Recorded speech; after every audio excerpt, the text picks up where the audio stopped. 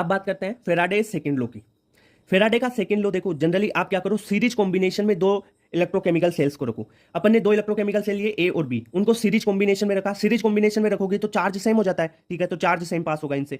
तो चार्ज अगर series combination में रखा है तो इनमें जो जितने number of gram equivalent deposit हो रहे हैं ना ए पर, उतने ही number of gram equivalent deposit होंगे बी पर, यानी दोनों के number of gram equivalent deposit होंगे वो सेम होंगे, ठीक है। तो अपन यहां से फेराडे के सेकंड लॉ से ग्राम इक्विवेलेंट ऑफ ए बराबर ग्राम इक्विवेलेंट ऑफ बी कर सकते हैं। अब ग्राम इक्विवेलेंट क्या होता है, मास बटा इक्विवेलेंट मास, ठीक है। तो मास ऑफ ए डिपॉजिट बटा इक्विवेलेंट मास ऑफ ए, जितना डिपॉजिट हुआ है वो, बराबर मास ऑफ बी डिपॉजिट बटा equivalent mass of B deposit. अब डब्ल्यू ए क्या है, मास ऑफ ए डिपॉजिट को डब्ल्यू ए लिख दिया, equivalent mass of A deposit को ई ए लिख दिया। तो डब्ल्यू ए बटा ई ए बराबर डब्ल्यू बी बटा ई बी, यहां से कर सकते हो। और इसको अगर डब्ल्यू बी को यहाँ ई ए की जगह लाओ, ई ए को डब्ल्यू बी की जगह कर दो, तो W A upon W B बराबर E upon E B formula हो जाएगा। तो ये फेराडे लॉ का ये जो फॉर्मूले है ना, इनसे ही क्वेश्चन आता है। पहली कंडीशन याद रखना है कि सीरीज कॉम्बिनेशन में होने इलेक्ट्रोकेमिकल सेल सीरीज कॉम्बिनेशन में होंगे तो चार्ज सेम होगा, चार्ज सेम तो